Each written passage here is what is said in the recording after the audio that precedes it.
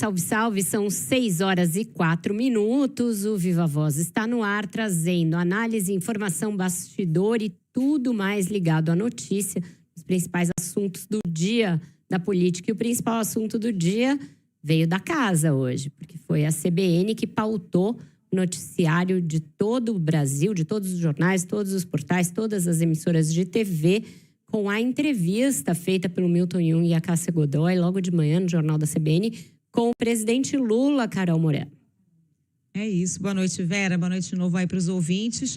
Lula falou de vários assuntos, mas o que mais repercutiu foi essa crítica ao presidente do Banco Central, né? Repercutiu demais, mexeu com o mercado, pode mexer com a reunião do Copom, que tem o seu desfecho amanhã. E a gente traz os principais trechos dessa entrevista, os assuntos abordados, numa reportagem compilando esse material, feita pela Samantha Klein, que já está com a gente na ponta da linha. Boa noite, Samantha. Oi, muito boa noite, Vera e também Carol. De fato, foi o que vocês disseram, a nossa casa aí pautando os jornais do Brasil inteiro por conta dessa entrevista do jornal da CBN, durou cerca de 50 minutos, mais ou menos, e o Lula falou sobre os principais temas, portanto, da política e também da economia brasileira. Mas o que mais chamou a atenção é que foi um dia depois da nota da Executiva Nacional do Partido dos Trabalhadores, que Lula voltou a criticar e de forma pesada o presidente do Banco Central, Roberto Campos Neto. Essa manifestação ocorre justamente em meio à expectativa de manutenção pelo Comitê de Política Monetária da Selic em 10,5%, reunião essa que acontece entre hoje e amanhã no finalzinho da tarde. A expectativa é de que a Selic continue nesse patamar, até porque economistas de mercado já vêm aí analisando que o ciclo de queda da taxa de juros da economia, portanto, se encerrou ou está no processo de encerramento. E Lula foi bastante enfático ao criticar Campos Neto. Nós só temos uma coisa desajustada no Brasil nesse instante. É o comportamento do Banco Central. Um presidente do Banco Central que não demonstra nenhuma capacidade de autonomia, que tem lado político e que, na minha opinião, trabalha muito mais para prejudicar o país do que para ajudar o país. Porque não tem explicação a taxa de juros do jeito que está. Chamou bastante atenção também outro calo no pé de Lula, que ele demonstrou muito nisso, Vera e Carol, foi o fato de ter comparado Campos Neto a um novo Sérgio Moro, ex-juiz federal que se destacou pela Operação Lava Jato e acabou sendo ministro do ex-presidente Jair Bolsonaro. Campos Neto também participou de um jantar organizado pelo governador de São Paulo, Tarcísio de Freitas, faz uns dias, mais ou menos uns 10 dias, e nesse evento ele foi o convidado principal, foi homenageado, segundo relatos, inclusive foi convidado para ser um futuro ministro da Fazenda. Teve um outro ponto que chamou a atenção também, porque gerou aí muito embate entre o Congresso e a equipe econômica, é que Lula admitiu pela primeira vez nesta entrevista à CBN que foi dele a decisão de deixar o Congresso devolver a MP dos créditos do PIS/COFINS, que foi assinada por Haddad para compensar a desoneração da folha de pagamentos, que vai ser de 26 bilhões de reais, mais ou menos, em 2024. E disse que Haddad não deveria se preocupar com isso, porque agora a solução para esse impasse caberia, portanto, a empresários e senadores, ou a desoneração da folha vai acabar, porque tem um prazo aí definido pelo Supremo de 60 dias para se buscar uma solução para essa renúncia fiscal. Ele também falou da taxação das blusinhas, como ficaram conhecidas, portanto, essa proposta. Lula ainda disse que vai sancionar a medida porque fez acordo com o Congresso. E ele também falou sobre o projeto anti-aborto legal e disse que é crime querer que uma menina estuprada tenha filho de um estuprador. Quem está abortando, na verdade, são meninas de 12, 13, 14 anos. É crime. É crime hediondo. Um cidadão estuprar uma menina de 10, 12 anos e depois querer que ela tenha um filho. Filho de um monstro. Então é preciso, de forma civilizada, a gente discutir. As crianças estão sendo violentadas dentro de casa. Muitas vezes por padrasto. Depois de todas essas falas, ainda para finalizar, Lula admitiu que pode ser candidato à reeleição em 2026 para evitar o que chamou de trogloditas novamente no poder. Isso acaba sendo também um balde de água fria para o ministro da Fazenda, Fernando Haddad, mas Lula também acabou amenizando a fala, disse que essa é uma decisão que vai ser analisada quando se chegar mais perto desse debate. E no âmbito de apagar o incêndio, o líder do governo no Senado, Jacques Wagner, se manifestou a respeito das falas de Lula, principalmente falando da questão do presidente do Banco Central, Roberto Campos Neto, e também sobre as contas públicas. Jacques Wagner disse que o presidente Lula vai continuar respeitando a responsabilidade fiscal e ele ainda escreveu: não busquem nele um irresponsável fiscal, pois essa figura não existe na cabeça do senhor chamado Luiz Inácio Lula da Silva. Mas ponto é que, em relação ao Banco Central, o presidente da Câmara, Arthur Lira, também se manifestou defendendo a autonomia do Banco Central, sem esquecer que hoje uma comissão do Congresso Nacional também discutiu a autonomia, portanto, do Banco Central. Esse é um tema aí que está na mira, portanto, de tantos de congressistas quanto do próprio presidente Luiz Inácio Lula da Silva.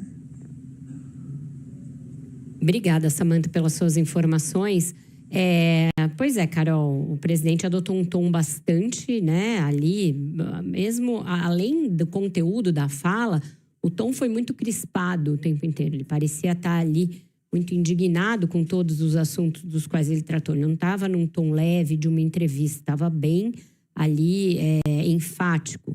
E exagerou na ênfase em relação ao presidente do Banco Central, por duas razões. A primeira, que ele busca um inimigo externo, como eu venho falando aqui há vários dias, e ele foi ali cristalino em repetir essa estratégia, que já não colou em 2023, não poderia colar agora.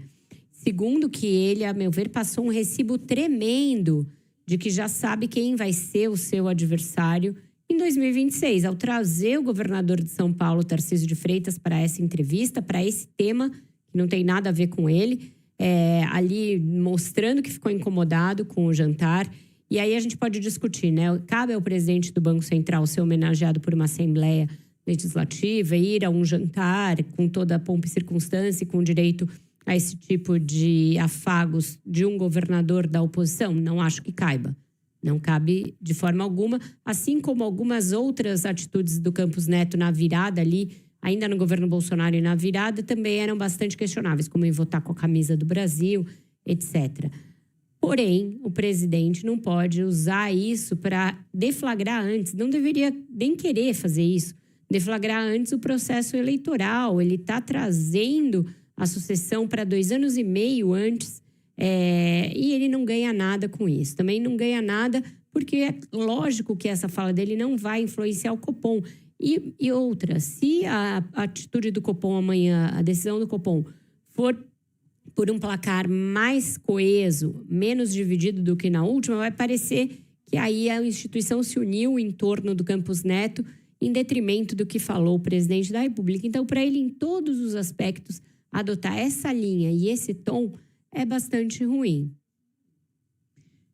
Você acha que pode ter esse efeito na reunião do Copom de tentar demonstrar mais independência ou uma unidade ali de discurso diante dos indicadores da economia? Eu acho, porque a gente ontem já falava sobre isso, né? Bem antes da entrevista do Lula, eu falei para você, olha, eu duvido que a próxima reunião do Copom repita aquela divisão estrito sensu que aconteceu na última.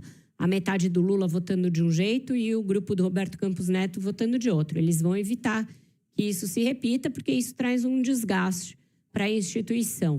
Com o presidente adotando um tom assim tão agressivo, dizendo que ele é a coisa desajustada da economia, que ele não tem nenhuma capacidade de autonomia, que ele tem lado, etc., os diretores designados pelo Lula não vão querer que isso abra uma crise.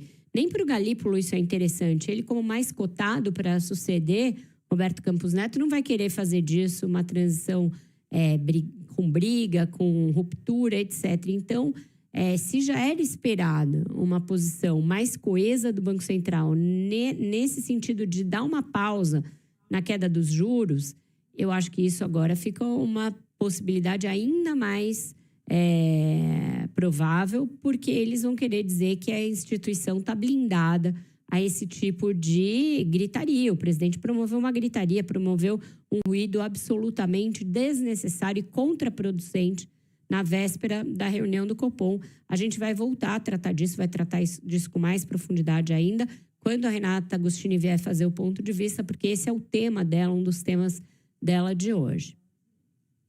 Vera, não sei se você quer comentar mais algum ponto da entrevista, mas eu queria aproveitar para trazer os dados do Datafolha, né? Porque o presidente dessa entrevista é bastante combativa, mas o Datafolha trouxe uma boa notícia aqui para o Lula, porque a aprovação dele chegou a 36%, se descolou da reprovação, que agora está em 31%.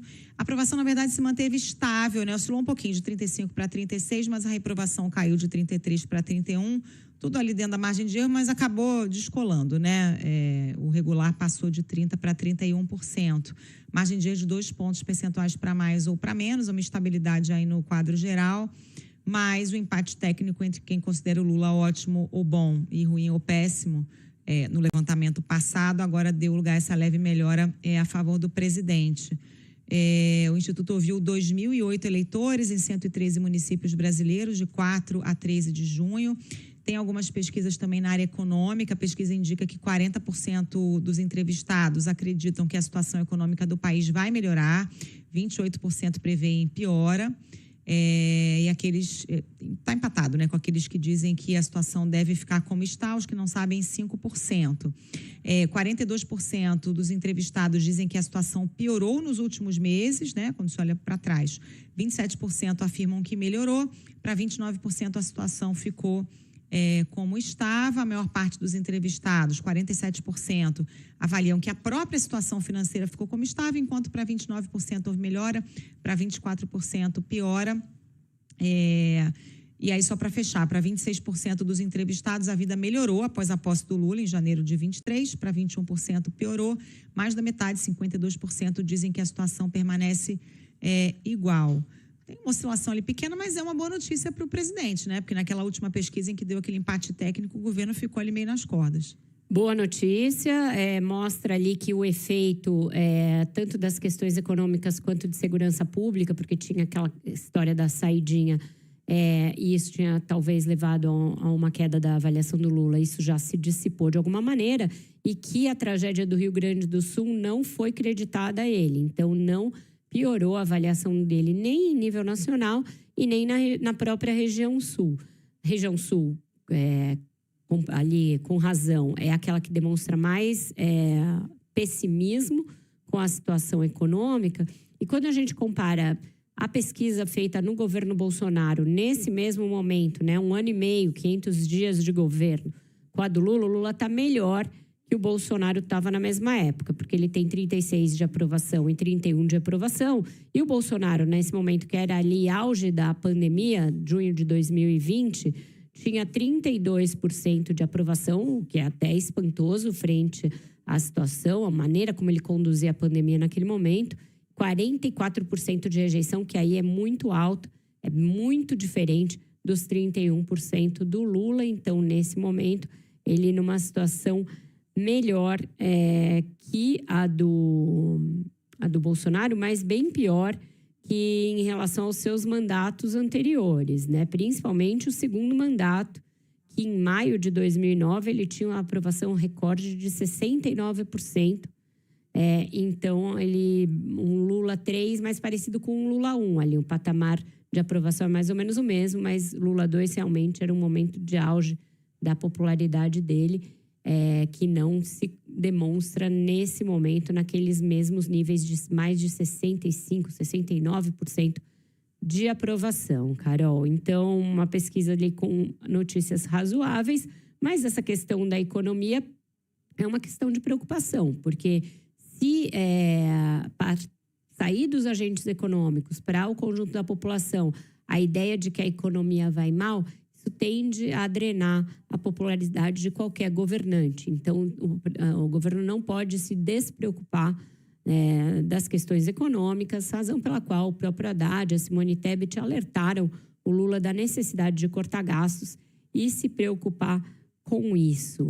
E para isso ele também vai precisar retomar o pulso do Congresso, retomar a articulação política do Congresso, que tem andado nas últimas semanas muito mais preocupado com pautas que nada tem a ver com esses grandes temas nacionais e com a agenda do governo, muito voltado para uma agenda própria do presidente da Casa, Arthur Lira, que está na reta final do mandato e fazendo 1000 articulações pela sua sucessão. Hoje o dia foi marcado ali por ainda repercussão dessa nova agenda aí que o Lira está pondo em votação. Quem traz para a gente um resumo do dia na Câmara e esse Vale Tudo do Lira é a Larissa Lopes, de Brasília. Boa noite, Larissa. Oi, Vera. Boa noite, ouvinte. Na reunião de líderes, o presidente da Câmara, Arthur Lira, decidiu pautar na sessão de hoje projeto polêmico que anistia partidos que não cumpriram cotas de mulheres e pessoas negras. Assim, eles serão perdoados e não precisarão pagar multa pelo descumprimento. A PEC 9 começou a ser apreciada em comissão especial no ano passado, na Casa, mas o relatório nem foi votado e, após pressão, a PEC foi enterrada. O presidente da Câmara também, Vera, afirmou aos líderes em reunião hoje mais cedo que não vai ceder às pressões e vai pautar o projeto de lei anti-aborto legal, que equipara o aborto ao crime de homicídio, mesmo em casos de estupro. Ele, porém, já cogita a criação de uma comissão especial para analisar a proposta, mas isso deve ocorrer depois do recesso e eleições municipais. Portanto, a votação do projeto deve ficar para o fim do ano. Mas Lira deixou claro que, mesmo em meio às pressões, não vai aceitar arquivar o PL. Após polêmica com a aprovação relâmpago da urgência do projeto anti-aborto legal, Lira ainda propôs hoje aos líderes na reunião que as urgências sejam protocoladas uma semana antes de serem apreciadas. Assim, os parlamentares terão 7 dias para analisar a proposta antes da votação. A sugestão de Lira veio dias após a votação, que durou menos de 30 segundos, e aprovou a urgência do projeto, que permite que ele vá direto a plenário. O tema da votação não foi anunciado no plenário e foi aprovado, então, de maneira simbólica na semana passada. Vera. Obrigada, Larissa, pelas suas informações. Ainda em Brasília, hoje o Supremo Tribunal Federal está analisando ali, analisou já o pedido, a denúncia do Ministério Público contra os irmãos Domingos e Chiquinho Brazão e acabou de decidir por unanimidade na primeira turma acatar a denúncia e, portanto, tornar os irmãos Brazão réus. A Samantha Klein está apurando os detalhes dessa notícia e vai trazer no segundo bloco, depois do ponto final, as informações todas a respeito disso, com todos os desdobramentos, o que isso significa, quais foram os votos do colegiado a favor da abertura da ação penal e, portanto, de torná-los réus.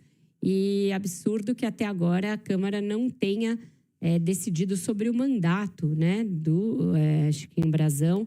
Isso é uma omissão absurda. Estão discutindo esses temas aí que a Larissa acabou de trazer, que nada tem a ver com a agenda do Brasil, adotando uma atitude absolutamente, vergonhosamente corporativista em relação a um deputado acusado de um crime gravíssimo.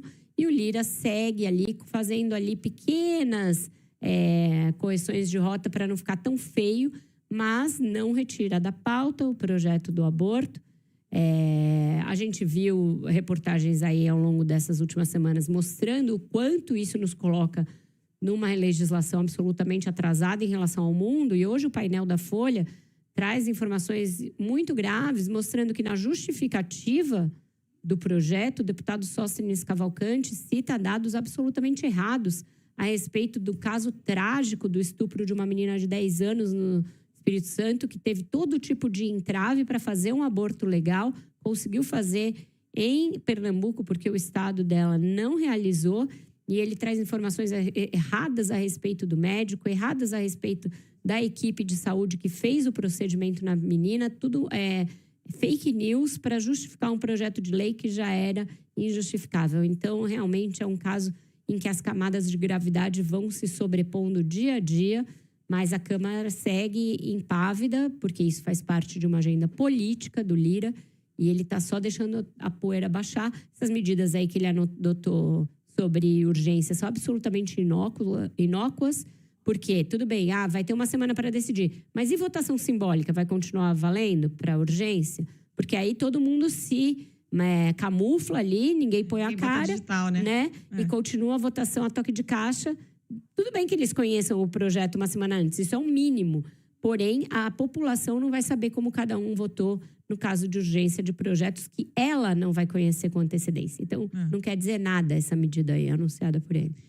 E essa PEC da anistia é uma vergonha, né, Vera? Porque começou a ser debatida no ano passado, foi enterrada, obviamente, porque as críticas vieram, uma enxurrada de críticas para anistiar os partidos de pagarem multa por descumprirem o que eles sabem que tem que cumprir, que é a cota de verba para candidatos negros e candidatas mulheres. Enterrou e aí, do nada, ele abre a gaveta e desenterra aqui o projeto, claro, para fazer média, né? Exatamente, com as bancadas e no momento em que a Polícia Federal investiga uma série de desvios de dinheiro de fundo partidário, fundo eleitoral, da parte de vários partidos. Então, quer dizer, está tudo desvirtuado realmente, mas é a sucessão que está pautada já está em curso, e isso vai ditar os rumos da Câmara daqui para frente. A gente vai fazer aquela nossa tradicional paradinha, depois vai para o Repórter do CBN e volta com a Renata Agostini, que hoje vai tratar desses assuntos todos, já. CBN Ponto de Vista, com Renata Agostini.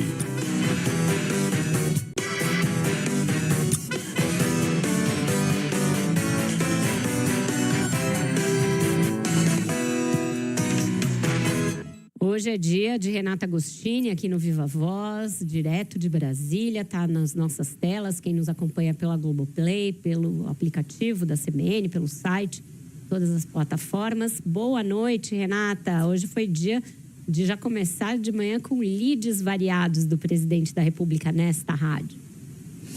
Boa noite, Vera, Carol, boa noite a todos da CBN que hoje fizeram barba, cabelo e bigode e pautaram a imprensa inteira o dia inteiro. Parabéns aos meus colegas da CBN com essa entrevista com o presidente Lula, que chegou atirando, né, Vera Magalhães? Exatamente, Carol, olha, exatamente, Renata, toda hora eu faço isso, né? Eu ando com uma dislexia com o nome. Exatamente. Ontem chamei o entrevistador do Roda Viva de Sérgio, ele se chamava Silvio praticamente o programa inteiro. Então, a idade é esse problema que vai causando na gente, minhas amigas. Já peço desculpas ao Silvio Essinger, meu colega do Globo, porque eu fiz esse mico. Mas, Rê, a gente viu aí o Lula atirando principalmente no Roberto Campos Neto, de um jeito que ele não tinha feito até aqui, associando inclusive ao Sérgio Moro, que talvez seja a pessoa que ele mais detesta na política. Isso é tiro no pé? Isso tem ali aderência com algum setor do público dele, para quem ele quer falar? Tem algum ganho com esse tipo de estratégia, a seu ver? Tem tudo isso um pouco mais. O ganho me parece limitado, ainda que a gente pode considerar que exista algum, porque ele ajuda. Sabe um termo que a gente usava muito no governo Jair Bolsonaro? Já vai o pessoal dizer que eu estou fazendo falsa equivalência, né? Falsa simetria, mas a gente usava muito no governo Jair Bolsonaro, que era aquecer a militância. Lá vem o Bolsonaro falando para a sua galera. Isso sim, Lula trouxe ali um discurso, achou um alvo que pega bem para o pessoal dele, porque acha assim que o Campos Neto é um bolsominion ali no Banco Central, que portanto está jogando contra o governo, mantendo essa taxa de juros nas alturas. E aí aqui algumas ponderações importantes. Primeiro, em relação à decisão do Banco Central. Campos Neto é uma pessoa ligada ao bolsonarismo? Sim, é. Isso a gente não vai discutir aqui. Não só ele chega ao comando do Banco Central pelas mãos de Paulo Guedes, como ele se ambienta muito rapidamente e facilmente aquela atmosfera bolsonarista. Ele frequentava churrascos com o presidente, com os ministros, é amigo, frequenta até hoje. Grupo do Zap, então, né? Grupo do Zap, muito bem lembrado por Carol, estava lá flagrado mesmo depois, quando o Banco Central já era autônomo, né? Então, ele já não era um integrante, né, ali tanto do governo, não deveria se portar desta maneira. Então, isso posto, uma coisa importante da gente sempre lembrar quando a gente fala da decisão da taxa de juros, não é algo que cabe ao presidente do Banco Central. Ele tem voz, ele tem voto, mas não é uma decisão que ele toma da sua própria cabecinha. É um pouco mais complexo e tem o voto do Conselho do Copom. Então, ali tem uma série de votos, tanto que vocês sempre, quando falam sobre a decisão da taxa básica de juros, tem lá o placar, como é que foi essa discussão. São 2 dias de debate, tem dados que são apresentados, ninguém pode sair sacando um voto ali, porque naquele dia acordou de bom ou de mau humor. A coisa não é rasteira desta forma. Agora, voltando à parte política. Então, Lula, é claro, sabe disso. Sabedor disso, por que Lula entra nessa história e ele, eu concordo muito com a Vera, né? Ele entra atirando num tom um pouco acima. E por que eu faço essa diferença do tom? Porque no ano passado, gente, ele já tinha abraçado essa agenda de escolher ali um adversário para espiar as suas derrapadas na seara econômica. Isso já tinha acontecido. Ele deu a senha para que o seu governo, para que os ministros do governo também fossem para cima de Campos Neto e dar o diagnóstico, né, aparente letargia do Banco Central em reduzir as taxas de juros. De lá para cá, o Banco Central até deu ali uma certa modificada na sua composição, porque, gente, de tempos em tempos o governo de plantão tem a chance de indicar novos membros. Então, naquele momento, no início do governo Lula, ele estava pegando um Banco Central que tinha uma composição do Copom herdada quase inteiramente do governo passado. Então, ele estava ali tentando encarnar no Campos Neto essas críticas para ver se ele, de certa forma, empurrava a ladeira abaixo essa decisão do corte de juros. Vera pergunta, é um tiro no pé, de certa forma, né? Isso pode trazer algum tipo de benefício? Muito difícil não, eu diria impossível o efeito prático, né? Além desse político que a gente falou no início. Por quê? No ano passado, o que a gente observou, e isso não só das fontes, mas também, na época, conversei muito detalhadamente com banqueiros, e eles entendiam que isso, na verdade, tinha um efeito reverso. Porque quanto mais a pressão política crescia, mais os integrantes do Copom sentiam necessidade de se agarrar nas premissas técnicas para não parecer que eles estavam apenas reagindo à gritaria do presidente da República e de seus ministros. Então, esse é um aspecto. O segundo aspecto, que é além do ataque e da politização que Lula faz da decisão do Copom, me parece que isso reflete um sentimento do presidente de que ele tá ficando sem recursos para poder dar algumas respostas que não só o eleitor, mas o setor produtivo, todo mundo está agora indo lá e falando, e aí, né? Quando é que essa agenda econômica vai girar? Sabe aquela história, meninas, para devolver para vocês do, sentiu o golpe ali, né? Me parece que foi um pouco isso, porque quando você está elencando ali de uma forma tão explícita um adversário em algo que, quando a gente vai no detalhe, a gente vê que não faz muito sentido, é porque você está querendo mascarar um problema ou entrar no detalhe dos seus próprios problemas. Até porque quando ele é indagado sobre a questão fiscal, ele sai pela tangente, né? Falar, olha, nada é descartável, se me mostrarem que está errado a gente vai mudar, mas ele não falou categoricamente o que vai fazer para resolver esse problema, né? Não falou, Carol, porque eles não sabem mesmo. E aqui eu tenho até, acho que vou abrir uma divergência com parte dos nossos colegas da imprensa nos últimos dias. Por quê? Na semana passada, houve uma leitura, a partir de uma fala do presidente Lula, de que como se ele estivesse anuindo para uma agenda séria de controle de gastos, digamos assim, né? Um detalhe da fala do presidente, não, eu vou reunir, né, a junta orçamentária e eles vão me apresentar, como se aquilo fosse uma senha do Lula para que, de fato, o governo entrasse numa discussão pormenorizada de controle de gastos públicos. E por que eu digo que eu vou abrir uma divergência? Não me parece que nem naquele momento ele estava dando toda essa senha, porque ali, depois, quando ele fala, eu vou chamar a junta orçamentária, ele faz uma ponderação, né, meninas, de que tem gente no governo ou tem gente na sociedade, agora me escapou a palavra, que acha que cortando, que tem o caminho, né, do mercado, que respirou um pouco aliviado, porque no dia anterior estava ali um pouco temeroso, né, de como seria a situação do ministro Haddad, é que o mercado gosta muito de dizer que muita coisa está precificada, mas parece que a disposição do Lula de gastar nunca está devidamente precificada. É o Lula de sempre. Lula não prometeu na campanha que ia remar nesta raia e tampouco me parece que ele dá sinais agora de que está interessado em abraçar de fato isso. É diferente da equipe econômica que se vê premida em ao menos apresentar e colocar na rua que existe alguma coisa e que existe uma preocupação. Dentro dessa... desculpa, Rê. Por favor, imagina, Vera, por favor. Não, dentro disso que você está falando, a ideia de se fazer finalmente a revisão, a reforma, como o que quer que seja, da Previdência dos militares, aí sim fica mais para o fim da fila ainda, porque além de tudo é um vespeiro político, né?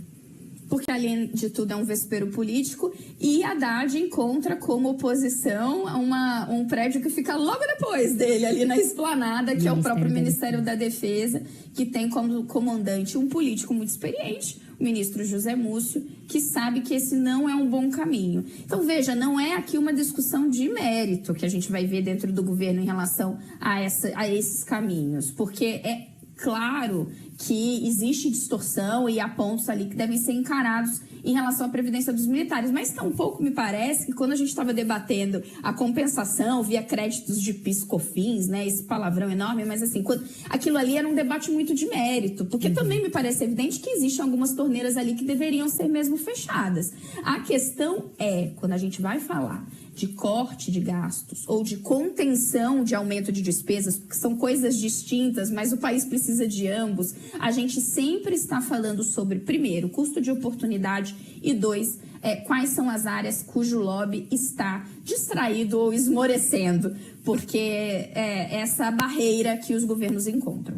Por falar em lobby, e esse não está nem distraído nem esmorecendo, as empreiteiras endureceram o jogo aí na negociação da leniência. Você deu um furo agora na sua coluna, no seu blog no Globo, mostrando que esse endurecimento levou o governo a ceder e vai propor aí um abatimento de 50% nas multas devidas por essas empreiteiras da Lava Jato. Essa nova proposta foi formalizada nessa terça. Essa novela vai ter fim? Está chegando perto o prazo dado pelo ministro do STF, André Mendonça, para essa negociação? Como é que vai ser esse desfecho, Renata? O prazo termina na semana que vem, no dia 26, e o governo hoje, então, chamou as empresas novamente e fez uma oferta em que ele melhorou algumas das condições propostas. Ele, na prática, foi isso mesmo, cedeu à pressão das empreiteiras e, veja, interessante, e esse bastidor está em linha com as indicações dadas pelo ministro André Mendonça, porque ele entendia que até onde o governo podia ir. Veja, gente, parece estranho, né? Mas para vocês pegarem um pé dessa história. O STF pegou e falou, olha, eu acho que vocês têm que sentar todos aqui na mesa e tentarem um caminho de conciliação. Isso foi o ministro André Mendonça, deu um prazo para as empresas que lá atrás confessaram uma série de crimes, pagamentos de propina, cartel, fraude em licitação, decidiram, foi lá, o governo confessaram esses crimes e acordaram o pagamento de uma multa. Elas não estavam pagando, quase todas estavam inadimplentes há muitos anos, e aí o ministro André Mendonça falou, olha, antes de haver uma decisão da justiça, acho que a gente deveria tentar um caminho de conciliação. Há algumas semanas, ele fez uma reunião, porque a coisa estava chegando no impasse, e ele mesmo, nessa reunião, segundo quem estava lá, me relatou, deu algumas indicações de onde ele entendia, até onde o governo poderia chegar, e que ele encontraria, digamos, respaldo jurídico. Porque há, gente, um temor muito grande por parte, aí tem que lembrar, não é só ministro não, né, que está nessa história, tem técnicos ali, né, que vão ter que dar aval, canetar para esse abatimento. Então tinha uma preocupação, há ainda uma preocupação muito grande do governo de até onde dar esse desconto. Uma vez essa indicação tendo sido feita, Vera e Carol, e uma vez as empreiteiras dizendo que se nada fosse feito, elas iam basicamente deixar a mesa de negociação, não iam pagar e iam judicializar toda essa história, o governo viu uma forma de melhorar a sua proposta. E aí é isso. Qual é a proposta? A proposta é um abatimento, uma redução. Eles não gostam da palavra desconto, mas usaremos desconto porque na prática é. Desconto de 50% no que elas estão devendo. E aí, o que é isso? No total, se a gente pegar todas as empresas, os acordos somavam 11,4 bilhões, se não me falha a memória, mas é 11 bilhões com certeza. Quanto já havia sido pago? Muito pouco. Esse estoque da dívida era de cerca de 8,5 bilhões. Então, isso significa que o governo está dizendo que vai abrir mão de pouco mais de 4 bilhões de forma a fazer caber na capacidade de pagamento dessas empreiteiras. Vai chegar no fim para te responder, Vera? Parece que sim, viu? Que eu já colhi aqui do lado das empresas, não todas, mas a maior parte delas fez uma primeira avaliação positiva e eu acho que vai dar caldo até semana que vem. Então a gente volta ao assunto quando tiver, porque a Renata está em cima desse lance. Obrigada por hoje, Renata. Até quinta-feira. A gente terça, né? Hoje é quinta. Hoje é terça. Não, gente, hoje eu tô bem louca. Esquece. Me esquece hoje. Tá bom. Até eu ainda parei pra pensar, porque hoje é quinta, não, hoje é terça. Hoje é terça. Tô bem perdida. A gente vai para um intervalo para a apresentadora se recompor aqui no calendário, no nome das pessoas. Volta já com o Viva Voz. Estamos de volta com o ponto final CBN e Viva Voz nesta terça-feira, né? Deixando bem claro, já sofri bullying da família, dos amigos aqui pelo WhatsApp, dos ouvintes, mas realmente a vida pré-férias é uma coisa complexa, Carol Moreira, porque você acumula todo o trabalho que você vai deixar de fazer quando você tirar férias e aí quando você sai, você já está batendo o pino de verdade. A gente já tá... Quando tem plantão no fim de semana, pior ainda. Eu que dei plantão no domingo, eu não sei que dia da semana é mesmo. Chega a segunda, eu já tô achando que é sexta. Eu fico completamente perdida. Não, o plantão do fim de semana é equivalente ao fuso horário numa viagem, né?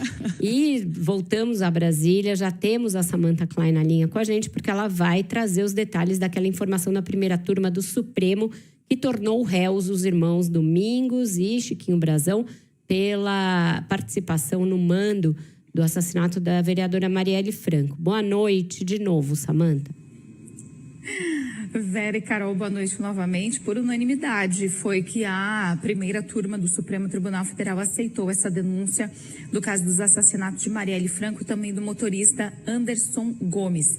A denúncia foi feita pela PGR e o ministro Alexandre de Moraes, relator do caso Marielle no Supremo, disse que há fortes indícios contra os denunciados. Acompanharam o voto dele de forma integral os ministros Flávio Dino, Cristiano Zanin, Luiz Fux, além de Carmen Lúcia, o deputado federal Chiquinho Brazão, o conselheiro do Tribunal de Contas do Estado do Rio de Janeiro, Domingos Brazão, além do delegado Rivaldo Barbosa, passam a ser réus e respondem a essa ação penal no Supremo. Os irmãos Brazão vão responder por homicídio e associação culposa. Já o delegado Rivaldo, que foi chefe de polícia durante as investigações, vai responder somente por somente por homicídio, perdão. Além disso, o ex-policial Ronald Paulo de Souza também é réu por homicídio e Robson Calixto Peixe Fonseca, conhecido como Peixe, ex-assessor de Domingos Brazão, por associação criminosa. E o delegado Rivaldo Barbosa, corrigindo, não por homicídio, mas por associação criminosa, que até trouxe um certo estranhamento, né, que ele não fosse também ligado à questão do homicídio. As defesas negaram a participação nesses crimes, alegaram cerceamento e também incompetência do Supremo para o julgamento desse caso. Moraes, no entanto, negou todos os pedidos. O advogado de Chiquinho Brazão, Kleber Lopes, chegou a alegar que não houve apresentação de provas e que todo esse processo está baseado somente na delação premiada de Rony Lessa, ex-policial militar, que é assassino confesso de Marielle e também de Anderson. E a gente teve já algumas manifestações. A ministra da Igualdade Racial, Aniele Franco, pediu agora um julgamento rápido para este caso, e a viúva de Marielle, Mônica Benício, se manifestou através de nota também. Ela disse que há esperança de ver esse crime finalmente solucionado, o que para ela devolve democracia ao país, e que seria esperança não somente para ela, para a família de Marielle, de Anderson, mas também para cada brasileiro e brasileira, segundo ela. Com vocês. Obrigada, Samantha, pelas suas informações. Ou seja, todo mundo se manifestou, menos a Câmara dos Deputados, né, que é a casa legislativa que ainda abriga e mantém o mandato do deputado Chiquinho Brazão. Ali é uma atitude injustificável. Existe essa prerrogativa para que a Câmara vote nesses casos, e ela tem de fazê-lo, não pode se omitir de fazê-lo, e já passou da hora de tratar desse assunto. Ainda na seara das investigações, ainda dá tempo da gente trazer a Larissa Lopes, porque o tenente-coronel Mauro Cid deu um novo depoimento à Polícia Federal e ela tem as informações para a gente. Boa noite de novo, Larissa. Oi, Vera, boa noite. Pois é, o tenente-coronel Mauro Cid, ex-ajudante de ordens do ex-presidente Jair Bolsonaro, falou por aproximadamente 2 horas em novo depoimento à Polícia Federal no âmbito do inquérito que apura desvio de joias do acervo presidencial. O pai dele, general Lorena Cid, também prestou depoimento simultaneamente do Rio de Janeiro. Cid foi chamado novamente após a Polícia Federal ter descoberto em diligências nos Estados Unidos uma nova joia que teria sido negociada ilegalmente por aliados do ex-presidente. Mauro Cid foi ouvido na condição de colaborador e ele assinou acordo de delação premiada em 3 inquéritos envolvendo Bolsonaro. O depoimento estava marcado para 3 da tarde. Cid deixou a PF por volta das 5, acompanhado do advogado. A Polícia Federal espera concluir o inquérito das joias ainda neste mês de junho, e era esperado que esses depoimentos de hoje enriquecessem as investigações que então já estão na reta final. Vera. Obrigada pelas suas informações, Larissa. Tinha muita especulação a respeito de ser esse projeto, mais um da pauta do Lira, né? Que trata aí da possibilidade de anular delação de réus presos, teria impacto sobre a delação do tenente-coronel Mauro Cid, mas todos os juristas com os quais eu converso a esse respeito, Carol, dizem que não, que uma lei nesse sentido não retroage, porque seria aí em detrimento do interesse do delator. O delator é que é aí quem tem de ser levado em conta, porque é ele que é o beneficiário do instituto da delação, não o delatado. Então, ela não pode retroagir para contrariar um interesse da pessoa que quer fazer uma delação. Portanto, é inócuo para esse fim de proteger o presidente Jair Bolsonaro ou qualquer outro aliado dele que venha a ser alvo dessa delação, assim como, por exemplo, proteger os irmãos Brazão, no caso da delação do Rony Lessa, que levou a esse desfecho aí do caso Marielle. A gente não sabe se ainda é o final, se a gente já sabe toda a cadeia de comando do mando do assassinato da Marielle, mas também não retroagiria para beneficiar os irmãos Brazão, nem Rivaldo Barbosa, nem ninguém delatado nesse caso. Então, é algo que teria de ser de lá para frente, delatores e delatados depois da aprovação ou não dessa lei, que, além de tudo, muitos ministros do Supremo julgam que seja inconstitucional como um todo. Então, a gente segue acompanhando essas investigações. Todo mundo fala em criminalização da política, que a imprensa e a Polícia Federal e outros promoveriam a criminalização da política. É simples não criminalizar a política, é só que os políticos não cometam crimes. Aí não se criminaliza a política segue sendo o que ela tem de ser, que é um instrumento de transformação social, econômica, de promoção de políticas públicas, e não um guarda-chuva sob o qual você acha que pode cometer qualquer tipo de crime e sair ileso, né? É isso. Ficamos por aqui, Vera. Ficamos por aqui por hoje, bastante assunto. Vamos ver se amanhã continua assim. Amanhã, então, amanhã eu farei o Viva Voz diretamente dos nossos estúdios do Rio, do ladinho da Carol Moran. Vai ter até fotinho. Tô te esperando. Beijo, até amanhã. Até amanhã, beijo.